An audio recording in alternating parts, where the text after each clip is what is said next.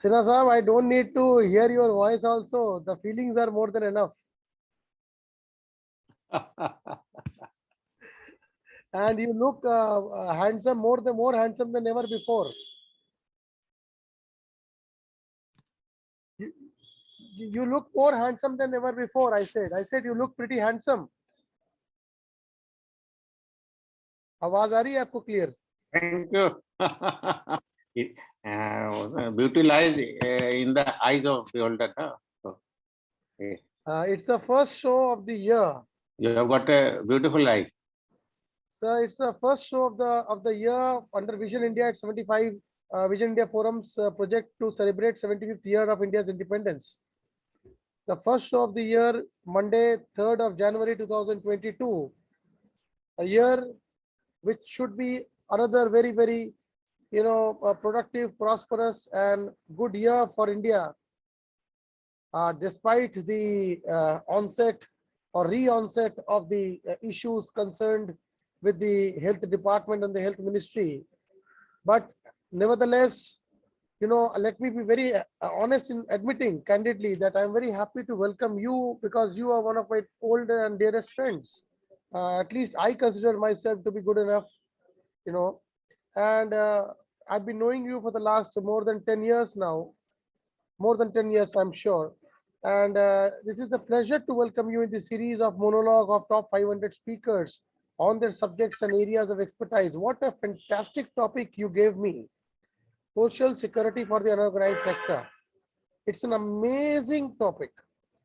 I am sure people will jump and latch into this detailed monologue from you once it is completed today.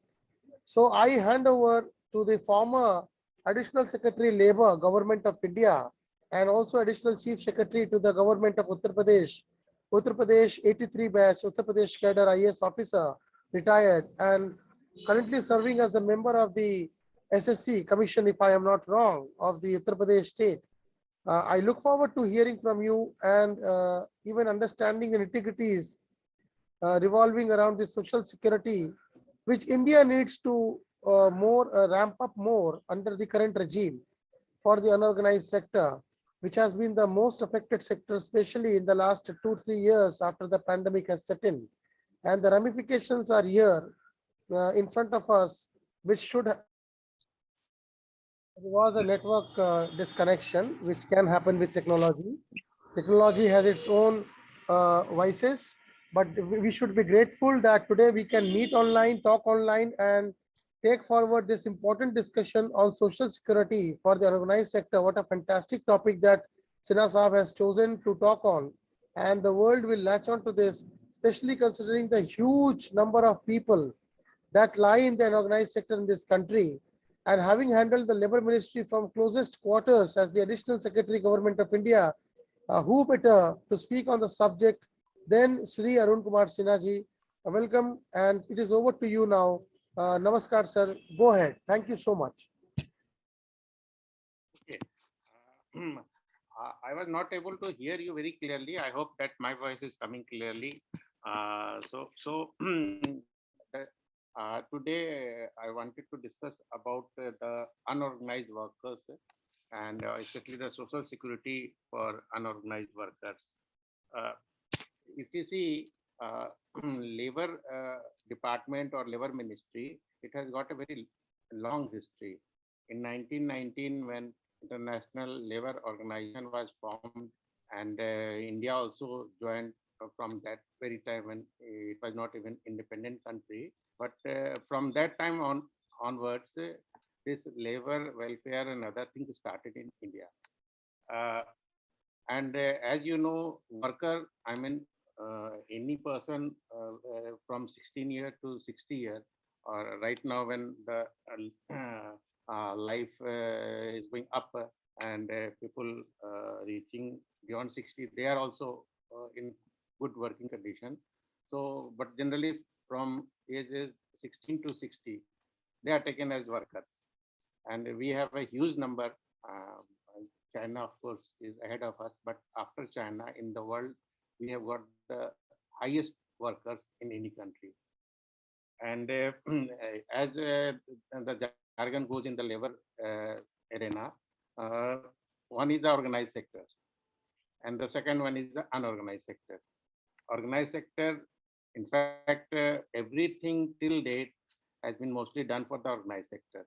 That is the normal factory type of working where there is a union, there is an employer, then it is an organized sector. And rest others are unorganized. And especially for a developing country, there mainly people are in the unorganized sector, which has happened also for India. 90% of our workers are in unorganized sector, and only 10% are in the organized sector. Lot of things have happened for the organized sector, for their uh, working condition, for their safety, for their health, for their social security. But very rather we can say that even identification is a big issue. How to have a database of all the unorganized workers, and the country also faced this challenge. And this is started, we got an act on unorganized sector in 2008. We have plethora of acts, almost 45 acts in the labor sector, but unorganized sector act came only in 2008, which is very recent. In this century, it could come, but work on that also was quite challenging. And like even identification, etc. A lot of discussion, things went on. And if you see the history, then first thing started was this building and other construction workers. They are also part of unorganized sector, because anything outside organized is unorganized. And the 90% itself means, like, if we have 50 crore workers, then out of them 45 crore are in the unorganized sector. And this building and other construction worker, that was a big chunk of this unorganized sector. And some welfare measures, two acts came in 1996. This act, in fact, this act came before the Social Security Act of 2008, and there many things came for the building and other construction workers. But to bring it on field, even now we can't say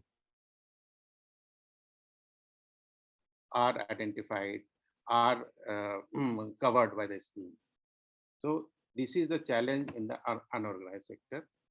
And then another scheme, RSVI, Rashtriya Swasthya Bima Yojana, which was launched in 2008. That was also a big scheme to cover, to give some relief to unorganized workers, which started in 2008.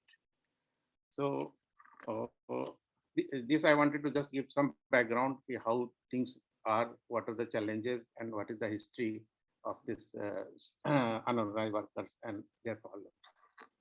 Then we can come to now what facility can be given to the unorganized workers. Like if you have heard, we had lot of acts, and from 2014, these acts were converted into 4 codes. The idea was to simplify them and make them manageable. But again, those acts are mainly for organized sector. And so those 4 code, of course, they have been passed by the parliament, but still they are in the phases of implementation in the state. Like in Uttar Pradesh, our rules are etc. have been framed, and this will be in near future implemented in Uttar Pradesh also. But that is mainly for the organized sector. But that gives a clue that what is expected for the unorganized sector. And one is the social security, which is very important. And then another is about minimum wages, what should be the minimum wages, and then timely payment of the wages. These are things which concern the unorganized sector. Rest other acts and other facilities are not required or not possible for the unorganized sector, because it is very informal, very difficult to, and they don't require also, I think, the other facilities like occupational safety, health, and working conditions. because they work generally they are self-employed or they work in very small numbers. So other things or for that matter, this industrial relation code, this is not relevant for. So for unorganized worker, basically we require social security and payment of wages and timely payment of wages. These things are relevant. Uh, the good thing is that lot of things have happened in this field in near future, sorry, near past. Like uh, if we see in 2014, government came out with some pension and insurance scheme, which was mainly for unorganized sector, and it was named as Pradhan Mantri Suraksha Bima Yojana, Pradhan Mantri Jivan Jyoti Bima Yojana, and the insurance scheme was Atal Pension Yojana. So through that, some instrument came which was for the unorganized sector. This Atal Pension Yojana, the initial one, or was mainly without any government support. Now we have got this Pradhan Mantri Shram Yogi Mandhan Yojana, where government is also equally contributing for pension. So that is another good scheme which has been framed and in practice, and a lot of people have subscribed to that. It is a pension available to any person who is of age from 18 to 40 years, and he has to contribute monthly through his bank account, and the contribution is very minimal. Depending on his age, is from 55 to 200 rupees per month. And when he reaches age of 60, then he starts getting rupees 3,000 monthly pension from the bank. So this is one good social security scheme for the unorganized sector. And another thing has come like e-Shram card. Recently, Supreme Court gave direction that all unorganized workers should be identified, and there should be a database. And the Government of India has launched a portal for that. And of course, this was possible because we have now Aadhaar and bank accounts. Almost because of Jan Dhan Yojana and other things, every worker has almost got some bank account. And so this e-Shram card, which was launched in August of last year, and as we know that the target is 45 crore, and it has reached till date about 19 crore. People have registered on that portal, and it's very simple requirements, like one should have Aadhaar or bank account, and then he can register it directly through internet or through this common service facility centers or through cyber dhabas. So this e-Shram card is a very good initiative. At least we will have a database, and in this scheme, Government of India has also incorporated this Pradhan Mantri Suraksha Bima Yojana, which gives insurance for workers or any insured person. And the annual premium is rupees 12 for general people, but here the government is through accident. It is only for accidental case. If death is because of the accident, then next of kin gets rupees 2 lakh. And in case of handicap or injury, also they get